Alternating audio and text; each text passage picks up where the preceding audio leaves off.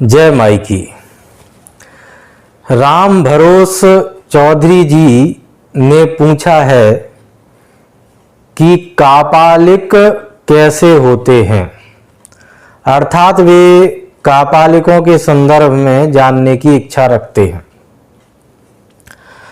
सामान्य रूप से प्रायः जो जन सामान्य में प्रचलित सत्य है वह यह है कि कापालिक शैव होते हैं एवं जो साधु कपाल में ही अर्थात मानव खोपड़ी में ही खाते पीते हैं, खोपड़ियों को ही माला के रूप में धारण करते हैं, ऐसे व्यक्तियों को कापालिक कहा जाता है।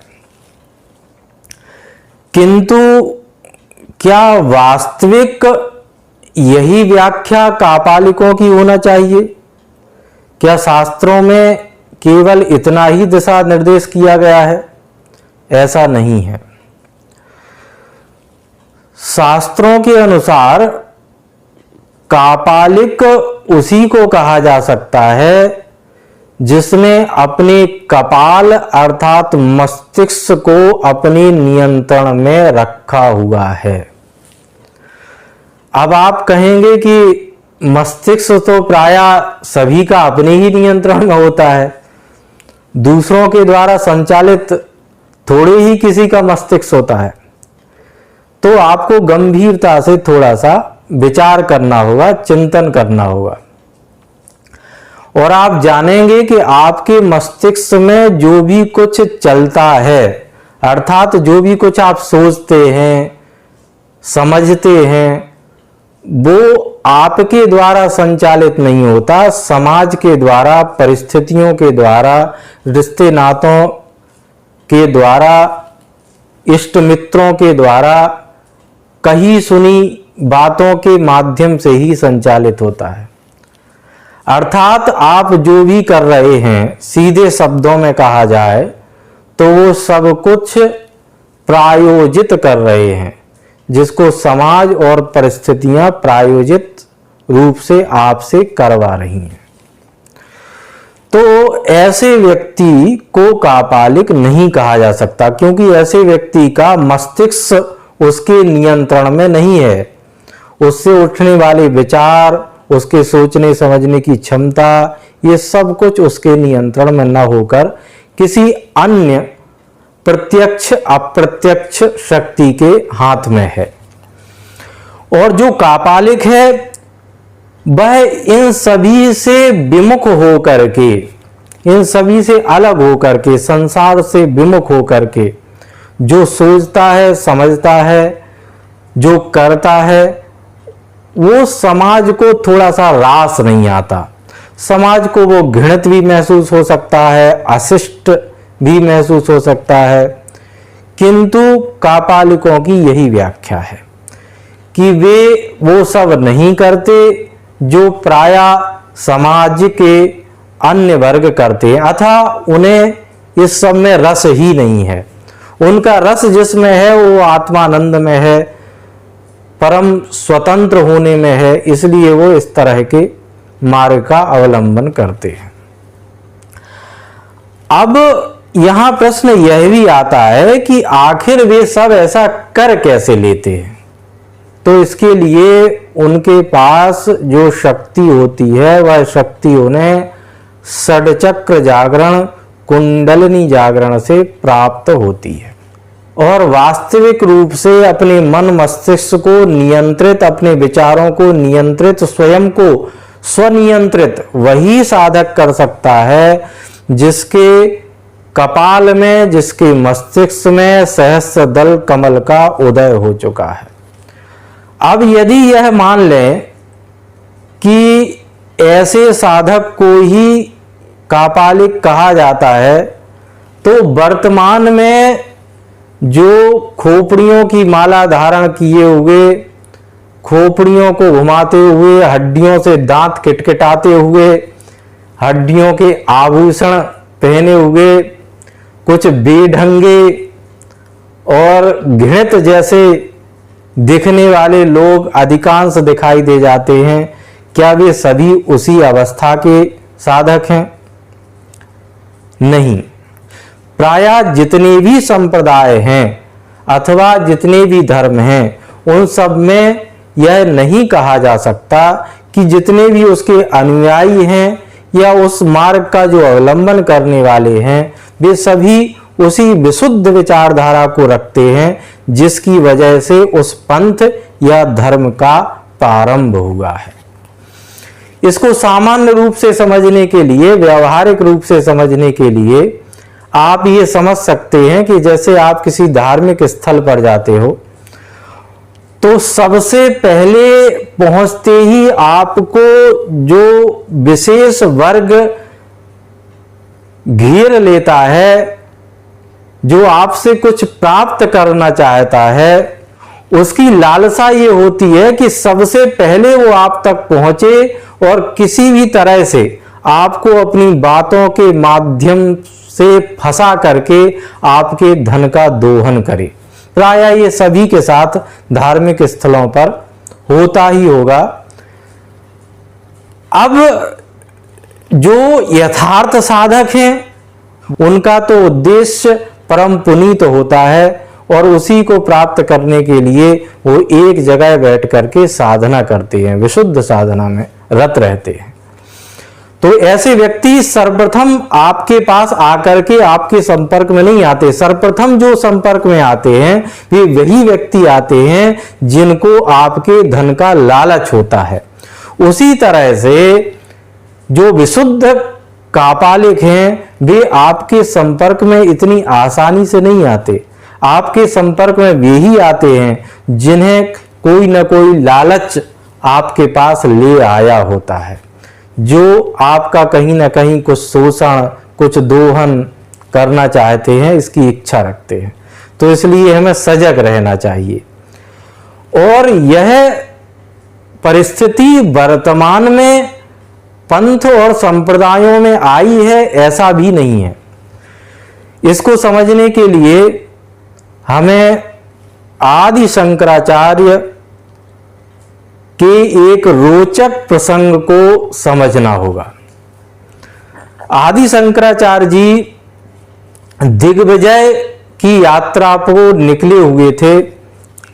श्रीशैल में उस समय अधिकांश कापालिकों का राज्य हुआ करता था और कापालिक ही उस समय राज्य व्यवस्था को देखते थे। तो जो कापालिकों का राजा था जिसका नाम था क्रकच, इस क्रकच राजा ने एक कपटी उग्र भैरव जो उसका ही एक सेवक था उसको बुलाया और उससे कहा कि किसी भी तरह से आदि शंकराचार्य जी को समाप्त करना है। अब यह जो उग्र भैरव था ये बड़ा ही कपटी था, इसके अंदर कपट कूट कूट करके भरा हुआ था। तो यह भगवान श्री आदि शंकराचार्य जी के चरणों में पहुंचता है, उनसे अनुनय विनय करता है और उनसे कहता है कि हम आपकी दीक्षा प्राप्त करना चाहते हैं, आपकी सेवा करते हुए आपका शिष्यत्व ग्रहण करना चाहते हैं। आदि शंकराचार्य जी इससे द्रवीभूत हो जाते हैं और उसे अपना शिष्य स्वीकार कर लेते हैं। कुछ समय तक वह पूर्ण मनोयोग से, अंदर से तो कपटी ही था पर पूर्ण मनोयोग से उनकी सेवा करता है और उन्हें प्रसन्न रखने का प्रयास करता है। एक समय जब आचार्य अकेले में अपनी साधना में रत थे तो यह कपटी उग्र भैरव उनके चरणों में प्रणाम करते हुए कहता है कि प्रभु आप ही हमारे उद्धारक हो सकते हो। मुझे भगवान शिव से यह आदेश प्राप्त हुआ है कि यदि मैं किसी राजा या किसी सर्वज्ञ संत के सर की आहुति हवन में दे दूं तो मुझे कैलाश पर्वत पर एक सुयोग्य स्थान श्री शंकर भगवान के चरणों में प्राप्त हो जाएगा।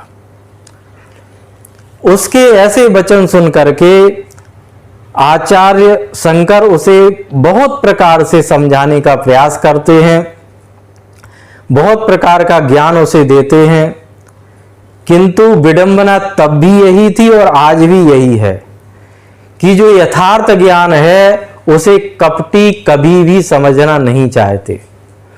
वर्तमान समय में भी यही परिस्थिति है।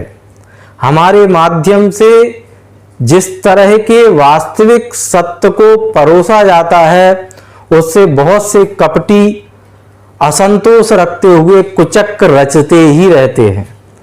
परंतु बड़े आनंद के साथ मैं उनसे एक ही अनुरोध करना चाहूंगा कि आपको यदि कुछ करना ही है तो थोड़ा और ताकत लगाइए, थोड़ा और जोर लगाइए, प्रयास करिए, देखते हैं माई की इच्छा क्या है। परंतु यह पुनीत धारा तो इसी प्रकार अब चलती रहेगी। तो ज्ञान, बहुत विधि ज्ञान देने के उपरांत भी जब उग्र भैरव नहीं मानता तो भगवान शंकर, आचार्य शंकर द्रवीभूत हो जाते हैं और उसकी बात को स्वीकार करते हुए कहते हैं कि बताओ मुझे यह सब किस तरह से करना होगा। कपटी उग्र भैरव कहता है कि अमावस्या की रात में यह सब आयोजन होगा जो नितांत गुप्त होगा, किसी को भी पता नहीं होगा। आप आधी रात को अपने शिविर से निकल करके जंगल में आइए, मैं आपको उस स्थान पर ले जाऊंगा जहां आपके सर की आहुति देने से मेरा यह यज्ञ परिपूर्ण होगा। परहित को साधने के लिए ही साधु अवतरित होते हैं, यही उनकी परिभाषा भी है। इसलिए आचार्य शंकर उसकी बात को स्वीकार कर लेते हैं और फिर अमावस्या की आधी रात में वे जंगल में निकल पड़ते हैं जहां उग्र भैरव उनका पहले से ही प्रतीक्षा कर रहा होता है। वहां वह उन्हें लेकर के एक निर्जन स्थान पर जाता है जहां बहुत से उसके साथी हाथ में त्रिशूल लेकर के इसी प्रतीक्षा में थे। वह उन्हें उस स्थान पर बिठा देते हैं और फिर वह निवेदन करते हुए कहता है कि हे गुरुदेव, अब वह समय आ गया है, मुझे आपकी बलि देना होगी। आप अपने सर को इस पत्थर पर रख दीजिए जिससे मैं आपकी बलि दे सकूं। आचार्य शंकर कहते हैं कि पहले मुझे ध्यानस्थ हो जाने दो, उसके बाद तुम अपने कार्य को कर लेना। यह सब इसी तरह से चल रहा होता है। उसी समय आचार्य शंकर के एक श्रेष्ठ शिष्य आचार्य पद्मपाद जो रात्रि में सो रहे होते हैं, उन्हें स्वप्न आता है। वे भगवान श्री नरसिंह भगवान के उपासना करते हैं तो उन्हें नरसिंह भगवान का दर्शन होता है और यह पूरी घटना उन्हें दृश्य होने लगती है, उन्हें दिखाई देने लगती है। भगवान नरसिंह का आवेश युक्त दर्शन जब उन्हें होता है तो वह उसी दर्शनों में इतने मस्त हो जाते हैं कि वे अपना होश ही खो बैठते हैं, उन्हें एकाकार हो जाता है नरसिंह भगवान से। और फिर वे उसी तरह भगवान नरसिंह की तरह गर्जना करते हुए अपने पैरों को जमीन पर पटकते हुए उस स्थान की ओर दौड़ने लगते हैं जहां आचार्य शंकर को बलि दी जा रही थी। और जैसे ही जब वो गर्जना करते हैं तो शिविर में बैठे हुए अन्य साधु भी उनके पीछे भागने लगते हैं। तुरंत ही वे वहां पहुंच करके सर्वप्रथम उसी खड्ग से, जिस खड्ग से उग्र भैरव आचार्य शंकर की बलि देने वाला था, उसको छीन करके उग्र भैरव का वध कर देते हैं और आचार्य शंकर की रक्षा करते हैं। यहां साधकों को इस भ्रांति में नहीं आना चाहिए कि पद्मपाद जी को नरसिंह भगवान का आवेश आया था या वे उनके देह में आवेश के साथ प्रविष्ट हुए थे, ऐसा नहीं है। भक्त, भगवान, मंत्र और गुरु, ये सभी एक ही होते हैं। और जो शिष्य इस एकाकार को, इस एकत्व को प्राप्त कर लेता है, वह इन सब से अभिन्न हो जाता है। तो इस घटना से हमें यह पता चलता है कि उस समय भी कापालिकों में इस तरह के व्यक्ति हुआ करते थे जो इस तरह के कुकृत्य करने से भी पीछे नहीं हटते थे। ऐसे ही वर्तमान में भी बहुत सारे इस तरह के व्यक्ति हैं जो सभी धर्म और संप्रदाय में पाए जाते हैं। हमें उन सभी से बचते हुए यथार्थ कापालिक के दर्शनों की ही इच्छा रखना चाहिए। और उनके दर्शन आपको तभी हो सकते हैं जब आप स्वयं भी उन दर्शनों की पात्रता रखते हो, अर्थात आप स्वयं भी एक अच्छे साधक हों। अन्यथा पाखंडी को पाखंडी, ढोंगी को ढोंगी, लालची को लालची ही प्राप्त होता है। और जो यथार्थ साधक है उसे यथार्थ के ही दर्शन होते हैं। जय माई की।